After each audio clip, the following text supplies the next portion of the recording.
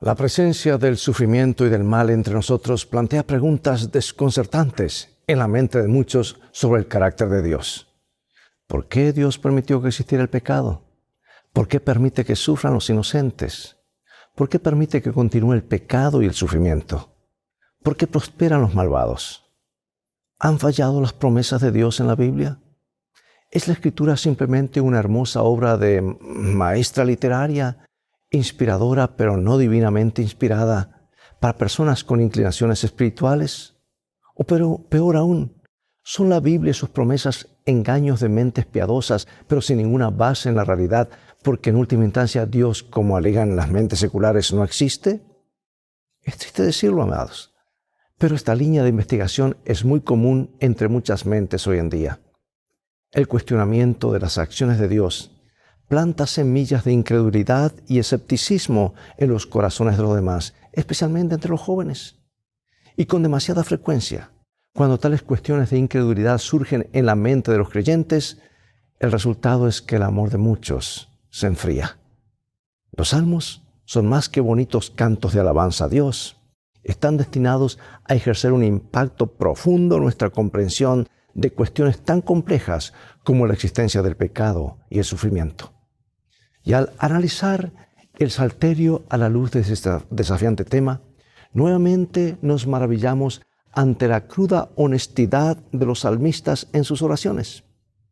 Su franqueza nos recuerda que nosotros también podemos hacerle preguntas al Señor. También podemos expresarle nuestras dudas. Dios escuchará nuestras preocupaciones con alegría si le consultamos con fe y humildad. Él responderá a nuestras humildes preguntas e inquietudes, dándonos luz en medio de nuestra lucha contra la duda y el miedo. Ve por tu Biblia. En un momento más regresaré.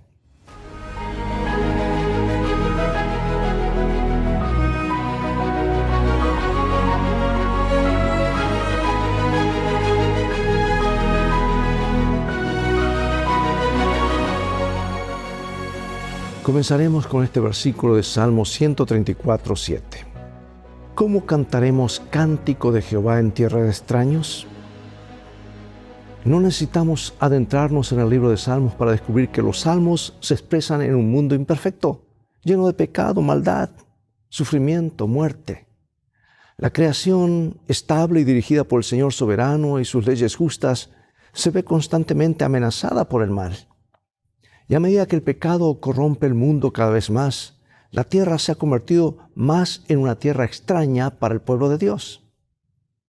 Esta realidad le plantea un problema al salmista: ¿cómo vivir una vida de fe en una tierra extraña? Como ya hemos visto, los salmistas reconocen el gobierno soberano y el poder de Dios, así como sus justos juicios. Saben que Dios es la ayuda y refugio eternos e infalibles en tiempos de angustia. Por eso los salmistas se sienten a veces perplejos, ¿quién no?, ante la aparente ausencia de Dios y la prosperidad del mal frente al Señor soberano y bueno. La naturaleza paradójica de los salmos como oraciones se demuestra en las respuestas de los salmistas al aparente silencio de Dios. En otras palabras, los salmistas responden a la ausencia percibida de Dios, así como a su presencia. Bueno, el salmista trata de comprender el gran conflicto entre Dios y los poderes del mal y señala la insondable paciencia de Dios, así como su infinita sabiduría y poder. Ahora veamos estos salmos. ¿Qué está en juego aquí? Salmos 74 y 79. Acuérdate de esto, que el enemigo ha afrentado a Jehová y pueblo insensato ha blasfemado tu nombre. No entregas a las fieras el alma de tu tórtola y no olvides para siempre la congregación de tus afligidos. Mira el pacto, porque los lugares tenebrosos de la tierra están llenos de habitación de violencia. No vuelvas avergonzado al abatido, el afligido y el menesteroso alabarán tu nombre. Levántate, oh Dios, aboga tu causa, acuérdate de cómo el insensato te injuria cada día. ¿Hasta cuándo, oh Jehová, estarás airado para siempre? ¿Arderá como fuego tu celo? Porque estamos muy abatidos. Ayúdanos, oh Dios de nuestra salvación, por la gloria de tu nombre, y líbranos, y perdona nuestros pecados por amor de tu nombre. De su infamia que te han deshonrado, oh Jehová, y nosotros pueblo tuyo y oveja de tu prado, te alabaremos para siempre. De generación en generación cantaremos tus alabanzas. ¿Sabes que el problema del mal en el libro de los Salmos es principalmente teológico?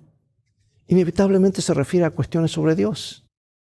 Así la destrucción de Jerusalén y del templo se considera principalmente un escándalo divino porque le dio a los paganos la oportunidad de blasfemar contra Dios.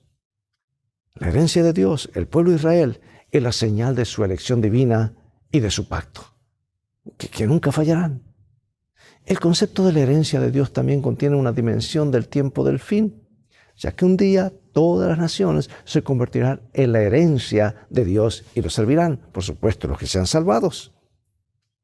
La noción de que las naciones invadieron la herencia de Dios amenaza estas promesas divinas, pero no le dan la palabra final. El mal no tiene la palabra final en los planes de Dios. Indudablemente el salmista reconoce que los pecados del pueblo corrompieron su relación de pacto entre Dios y su pueblo y trajeron sobre el pueblo todas estas consecuencias nefastas. La supervivencia del pueblo depende únicamente de la intervención misericordiosa de Dios y de la restauración del vínculo del pacto mediante la expiación del pecado. El Señor es el Dios de nuestra salvación, lo que refleja la fidelidad de Dios a su promesa del pacto. No obstante, más importante que la restauración de la riqueza de Israel es la defensa del carácter de Dios en el mundo. De eso se trata el gran conflicto. El carácter de Dios está en juego. Si los actos malvados de las naciones quedan impunes, parecería como si Dios ha perdido su poder. Solo cuando Dios salva a su pueblo, su nombre será justificado y enaltecido, y va a ocurrir, porque Dios lo ha dicho y Él siempre dice la verdad. Y al igual que hoy, este mismo principio existía en aquel entonces. Nuestros pecados, nuestras recaídas, nuestras maldades pueden desprestigiarnos no solamente a nosotros, sino lo que es peor, al Dios cuyo nombre profesamos. Y nuestras malas acciones erróneas suelen tener efectos espirituales perjudiciales también para nuestro testimonio y misión. ¿Cuántas personas han alejado nuestra fe por las acciones de quienes profesan el nombre de Cristo? Dice el libro El deseado de todas las gentes, la página 625, el honor de Dios, el honor de Cristo están comprometidos en la perfección del carácter de su pueblo. ¿No es esto algo que nos tiene que hacer pensar y reaccionar y realinear nuestras prioridades? ¿Cómo entiendes esta verdad? ¿Y qué debería significar para tu vida el carácter de Cristo? Está aquí representado por nuestras acciones, básicamente, si nos decimos seguidores del Señor. Vamos a ver otro aspecto del libro de los Salmos, Salmo 41, el 88, el 102. Y vamos a ver algunos versículos aquí. Dice: bienaventurado el que piensa en el pobre, en el día malo lo librará Jehová. Jehová lo guardará y le dará vida. Será bienaventurado en la tierra y no lo entregarás a la voluntad de sus enemigos. Jehová lo sustentará sobre el lecho del dolor. Mullirás toda su cama en su enfermedad. Mis ojos enfermaron a causa de mi aflicción. Te he llamado, oh Jehová, cada día. He extendido a ti mis manos. Porque mis días se han consumido como humo y mis huesos cual tizón están quemados. Mi corazón está herido y seco como la hierba, por lo cual me olvido de comer mi pan. Por la voz de mi gemido mis huesos se han pegado a mi carne. Mis días son como sombra que se va y me he secado como la hierba. Él debilitó mi fuerza en el camino, acortó mis días. Dije: Dios mío, no me cortes en la mitad de mis días. Por generación de generaciones son tus años. Clamores, ¿verdad? ¿Cómo te identificas tú con lo que aquí se dice? ¿Sabes que estas oraciones para salvarse de la enfermedad y la muerte demuestran que los hijos de Dios no están exentos de los sufrimientos de este mundo? Pero aquí viene la diferencia.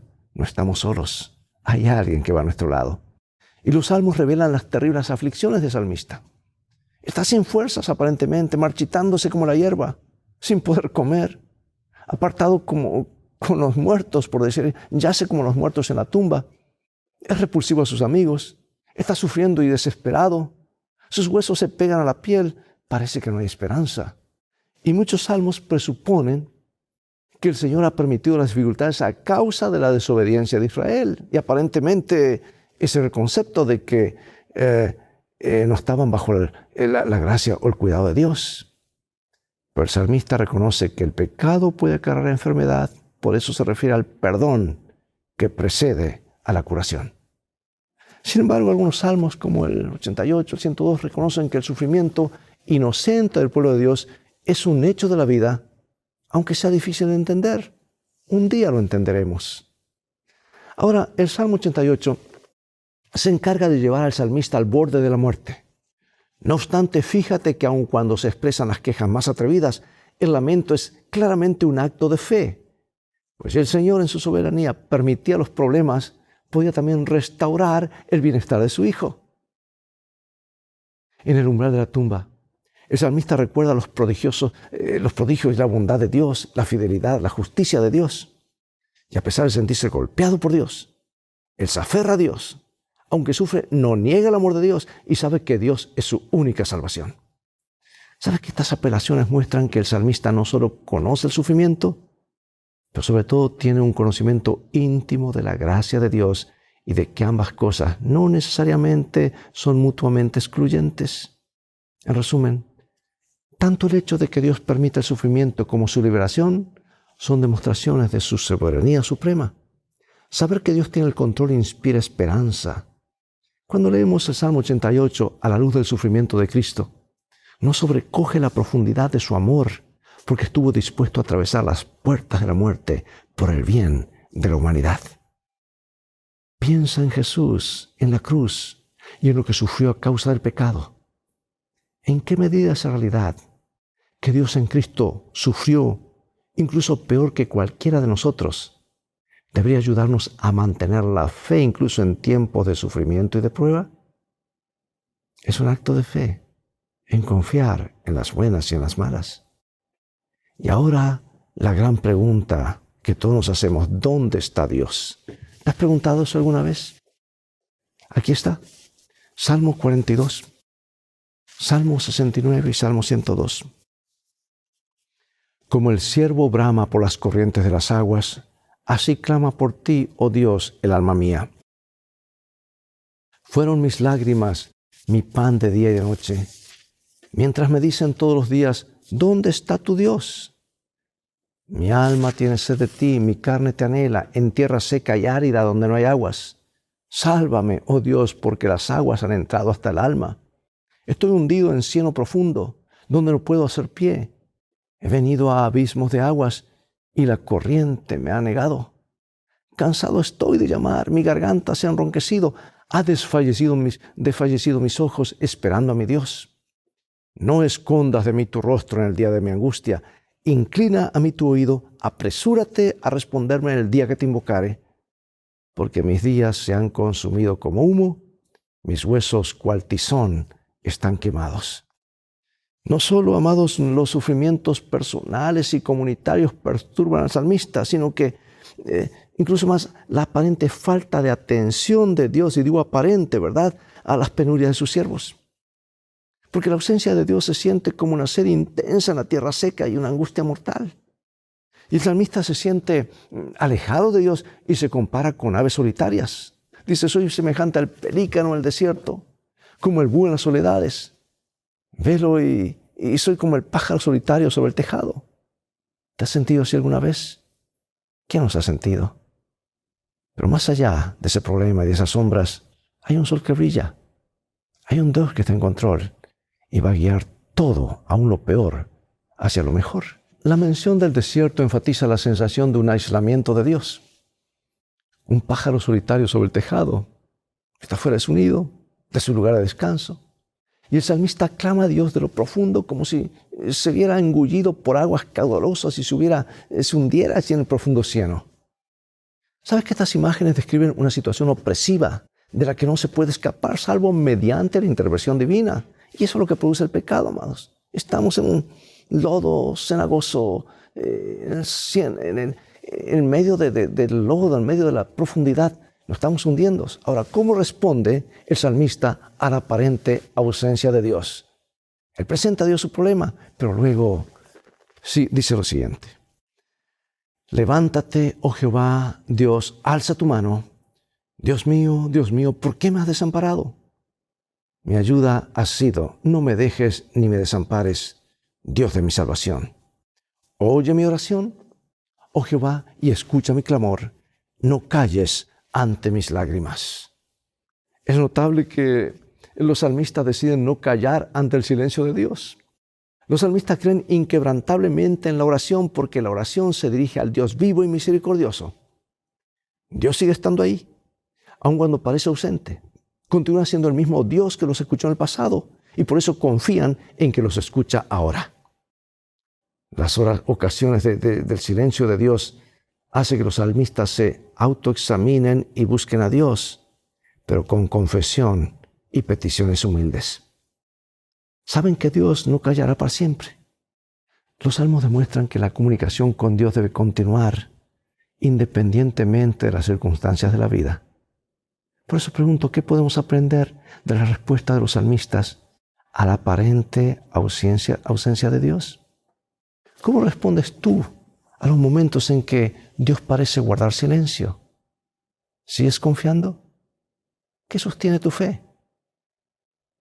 Preguntas que se hacen más notorias a medida que nos acercamos al fin, donde la fe de cada uno ha de ser probada. Pregunto, amados, ¿ha fallado Dios? ¿Han fallado sus promesas? El Salmo 77 comienza con una súplica de ayuda a Dios llena de lamentos y dolorosos recuerdos del pasado. Todo el ser del salmista se dirige con luto a Dios. Se niega a dejarse consolar por cualquier alivio que nos provenga de Dios. No obstante, recordar a Dios parece intensificar su angustia. Me acordaba de Dios y gemía, dice él. La palabra jamá, que quiere decir gemir, a menudo representa el rugido de las aguas embravecidas. Y del mismo modo, todo el ser del salmista se encuentra en un estado de intensa inquietud. Pregunto, ¿cómo puede el recuerdo de Dios producir sentimientos tan fuertes de angustia? Una serie de preguntas inquietantes delatan la causa de su angustia. ¿Ha cambiado Dios? ¿Es posible que Dios traicione su pacto?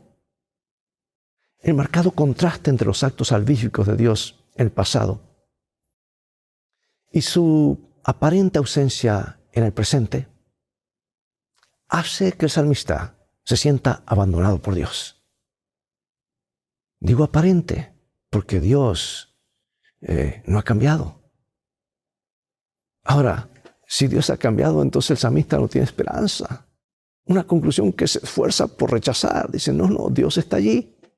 A veces duda, pero comprende que Dios está allí. Mientras tanto, el salmista no puede dormir porque el Señor no lo deja dormir. Y esto nos recuerda a otros personajes bíblicos cuyo insomnio fue utilizado providencialmente por Dios para prosperar sus propósitos. La larga noche de insomnio hace que el salmista considere los pasados actos de liberación del Señor, pero con nueva determinación. La seguridad que el salmista recibe de Dios no consiste en explicaciones sobre su situación personal, sino en una confirmación de la fidelidad y la confianza de Dios, como Job. Job no entendía, pero siguió confiando en el Señor. Así que se anima al salmista a esperar en el Señor con fe, sabiendo que Él es el mismo Dios que realizó milagros en el pasado de Israel. Nada tenemos que tener al futuro, a menos que olvidemos la forma maravillosa como Dios nos ha guiado en nuestra historia pasada, ¿verdad? Y el salmista también aquí se da cuenta de que no se vieron tus huellas, dice, reconociendo la guía de Dios, incluso en situaciones en las que su presencia no es obvia a los ojos humanos. Dios está al control, amigo, amiga. Y el salmista reconoce que Dios se revela y se oculta simultáneamente y por eso ofrece alabanzas a las sendas misteriosas y soberanas del Señor. Piensa en momentos pasados en los que el Señor actúa en tu vida. Tal vez no lo viste. Un día lo entenderemos. ¿Cómo puede ayudarte esta verdad a afrontar lo que se te presenta ahora? Mira cuántas veces Dios te ha guiado. Aunque no entiendas ahora, confía que te seguirá guiando y tiene un futuro glorioso para ti y para cada uno de nosotros. Si el salmista no estaba exento de luchas, se enfrenta a una lucha, y aquí tenemos el Salmo 37. Dice, no te impacientes a causa de los malignos, ni tengas envidia de los que hacen iniquidad. Deja la ira y desecha el enojo. No te excites en manera alguna a hacer lo malo. ¿Hasta cuándo los impíos? ¿Hasta cuándo, oh Jehová, se usarán los impíos? Porque no reposará la vara de la impiedad sobre la heredad de los justos. Ahí tenemos la promesa. No, repito, no reposará la vara de la impiedad sobre la heredad de los justos. Y esa promesa es para ti y para mí. Estos salmos lamentan la prosperidad actual de los impíos y el desafío de que este hecho plantea a los justos. Los impíos no solo prosperan, sino a veces además desprecian abiertamente a Dios y oprimen a los otros. Ahora, lo desconcertante es que mientras la vara de impiedad domina el mundo, el cetro de justicia parece fracasar. Entonces, ¿por qué no rendirse y aceptar el mal como hacen otros? Y ahora hace la diferencia. El salmista es conducido al santuario, el lugar del gobierno soberano de Dios. Y allí se le recordó que el hoy es solo una pieza del mosaico y que debe considerar el fin cuando los impíos enfrentarán el juicio de Dios. Las cosas van a terminar bien si seguimos confiando en Dios y en sus promesas. El hecho de que el salmista comprendiera esta verdad en el santuario y confesara su insensatez anterior demuestra que la realidad solo puede captarse con discernimiento espiritual y no mediante la lógica humana. Pregunto, ¿te consuela la promesa del juicio de Dios sobre el mundo y sobre toda su maldad? Cuando tanta maldad queda impune hoy, parece que Dios no actuara. Dios todo lo ve, todo está siendo registrado, aún las intenciones del corazón. Las cosas van a terminar bien y el juicio es hecho en favor de los hijos de Dios para declararlos inocentes y herederos del reino eterno. Y amados, al igual que los salmistas, el pueblo de Dios de todos los tiempos cada tanto se pregunta cómo cantar una canción del Señor, la canción del Señor en tierra extraña. Nuestra fe en el gobierno soberano del Señor se ve desafiada, a veces en extremo, y podemos plantearnos si Dios tiene el control o si realmente es tan poderoso y bueno como dicen las Escrituras. Escucha, la fe bíblica implica a menudo tanto incertidumbre y suspenso como confianza y afirmación. A veces la incertidumbre y el suspenso, especialmente ante el mal y la aparente ausencia de Dios, pueden parecer casi insoportables. Pero con todo, la incertidumbre nunca debe referirse a Dios, a su carácter amoroso y justo, ni a su fidelidad. Dios no cambia. Los salmistas pueden tener dudas sobre el futuro, pero a menudo apelan al amor y la fidelidad inquebrantable de Dios. Nosotros, hermanos, debemos seguir el mismo ejemplo, confiar en el Señor, en su amor, en su fidelidad, porque Él cuida de nosotros, aun cuando estemos en valle de sombra y de muerte. Dice el libro de Testimonios, mira lo que tenemos nosotros que comentar, de lo que tenemos que hablar. Dice, reunid todas vuestras facultades para mirar hacia arriba, no hacia abajo a vuestras dificultades. Entonces no desmayaréis por el camino. Pronto veréis a Jesús detrás de la nube, extendiendo su mano para ayudaros. Y todo lo que tendréis que hacer será darle vuestra mano con fe sencilla y dejarle que os guíe. Y a medida que manifestéis confianza, tendréis esperanza por la fe en Jesús. Palabras animadoras. Recuerda esta cita maravillosa. Las ocasiones en que Dios ha encubierto su rostro no socavan la eficiencia de la oración. No, al contrario. Estas ocasiones hacen que los salmistas reflexionen, recuerden los pasados actos salvíficos de Dios y busquen a Dios con confesión y peticiones humildes. Hay otra cita aquí maravillosa que menciona la lección y dice, la fe se fortalece al entrar en conflicto con dudas e influencias opositoras. La experiencia obtenida en estas pruebas es de más valor que las joyas más costosas. Otra hermosa promesa. Así que no despreciemos las pruebas. Tiene un propósito, aumentar nuestra fe en el Dios de lo imposible. Recuerda esto, hermano y hermano, antes de esta pregunta.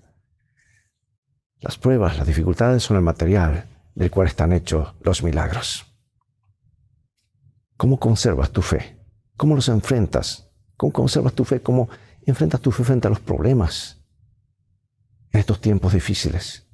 La pandemia, la pérdida de un ser querido, el trabajo que colapsa, una empresa, la salud. ¿Dónde debemos buscar respuestas cuando nuestra fe en Dios es puesta a prueba por las dificultades o por personas cuyos sufrimientos les hacen cuestionar la bondad y el poder de Dios? ¿Cómo responder a la pregunta común sobre el mar en un mundo creado y sostenido por un Dios de amor todopoderoso? ¿Cómo ayuda la temática del gran conflicto a responder, al menos en parte, este desafío?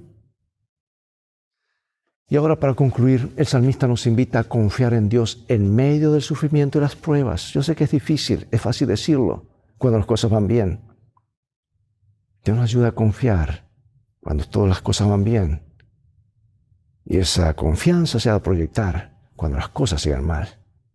La mayoría de las veces es posible que no obtengamos respuestas claras a nuestras preguntas más desconcertantes de este lado de la eternidad. En ocasiones es posible que no sintamos la presencia de nuestro protector Padre Celestial a nuestro lado. O que tal vez podamos sentir que las promesas de Dios están fallando. Pero debemos recordar los imperativos morales de los salmistas. Confianza en Dios, sin importar las circunstancias. Recuerda sus maravillas en tu vida.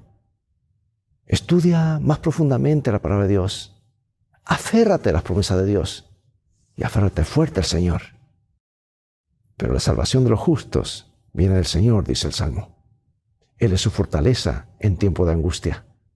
Y el Señor los ayudará y los librará. Él los librará de los impíos y los salvará, porque en Él confían.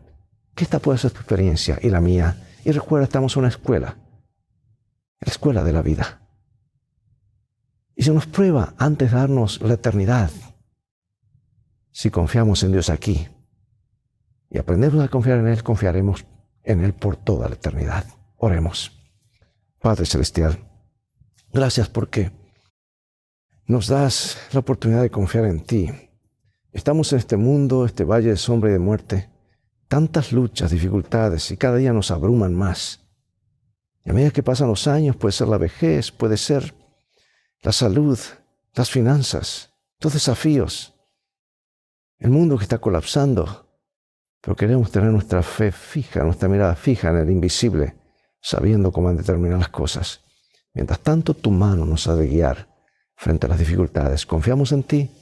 Ayúdanos a hacerlo cada día. En el nombre de Jesús oramos. Amén. Bien, amados, terminó el tiempo por hoy. Se ha ido rápido. Seguimos estudiando el libro de los Salmos. Será hasta la próxima lección de vida o lección de la escuela sabática. Invita a otros a sintonizar este canal. Dios te bendiga y recuerda, tú vales mucho para Jesús. Él te ama más de lo que puedes imaginar. Es el mensaje de este bendito libro. Y pronto vendrá Jesús a buscar a aquellos que se anotaron para estar con Él. Dios te bendiga. Maranatha.